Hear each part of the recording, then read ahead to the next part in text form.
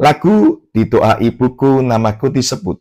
Dikatakan sebagai lagu yang sangat baik dalam menggambarkan betapa besarnya kasih dan perhatian seorang ibu.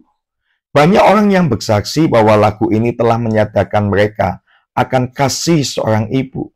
Di Indonesia, lagu ini dipopulerkan oleh seorang yang bernama Nikita, yang dahulu sempat menjadi hits di berbagai tempat.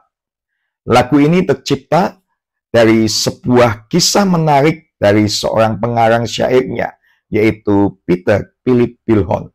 Musiknya ditulis oleh E.M. Hendon, yang kemudian diaransemen oleh Peter sendiri.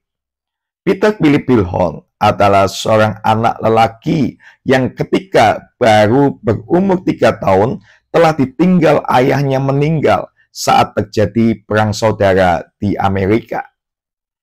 Dia hanya tinggal bersama ibunya dan saudara lelakinya di suatu rumah yang sederhana di sebuah desa yang tidak begitu ramai. Peter pada umur 8 tahun harus meninggalkan sekolahnya karena harus membantu ibunya untuk menafkahi keluarga. Serta pada umur 15 tahun, mereka harus pindah ke Chicago. Di sana dia dan adik laki-lakinya menjadi tukang gerobak. Layaknya sebagai seorang anak, pasti ada kenakalan-kenakalan yang pernah dia lakukan. Bahkan mungkin itu sampai melukai hati ibunya. Pada suatu malam yang sangat larut dan sepi, Peter pulang ke rumah. Dia melewati pintu kamar ibunya. Peter mendengar sebuah suara. Suara yang dia tidak pernah dengar sebelumnya. Dia mendapati ibunya di kamar tidur, sedang bertelut. Ibunya berdoa, berurai air mata. Ibunya menutup mata, melipat tangan, dan berdoa. Itulah yang terlihat oleh Peter. Peter mungkin tidak pernah menyadari betapa ibunya ternyata sangat sering mendoakan dia dan menyebut namanya. Dengan jelas, Peter dapat menangkap satu kalimat yang sungguh menggetarkan hati. Tuhan, lindungi Peter dalam perjalanan pulang ke rumah. Tuhan, ajari Peter untuk lebih dewasa. Tuhan, sertai Peter masa depannya. Singkat kata, begitu banyak nama Peter disebut dalam doa ibunya.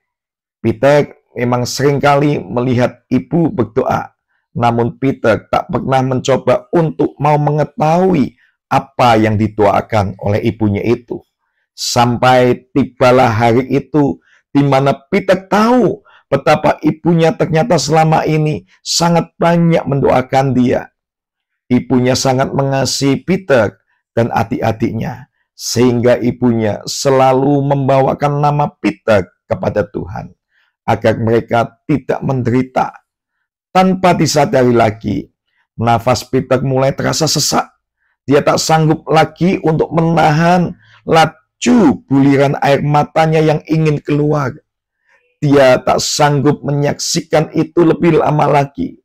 Peter dengan terisak dan menangis pergi ke kamarnya, tapi tetap sambil berurai air matanya.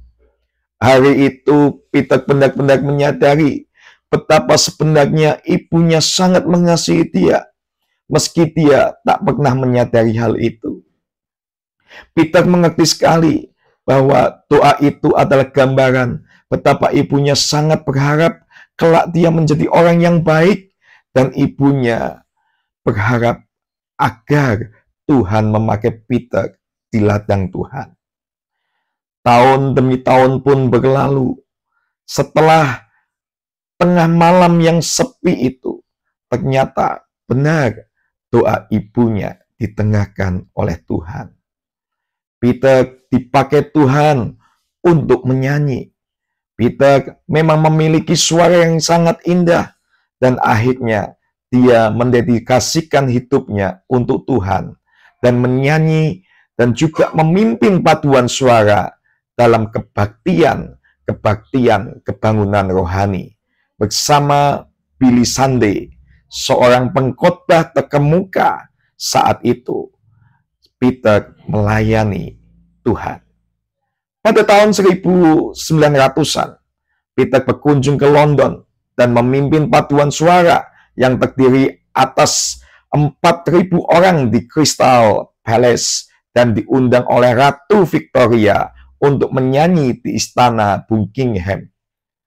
Peter telah mengarang lebih dari 2.000 lagu rohani, dan salah satunya adalah Di Doa Ibuku Namaku Disebut, yang diciptakan dengan judul asli yaitu My Mother Prayer.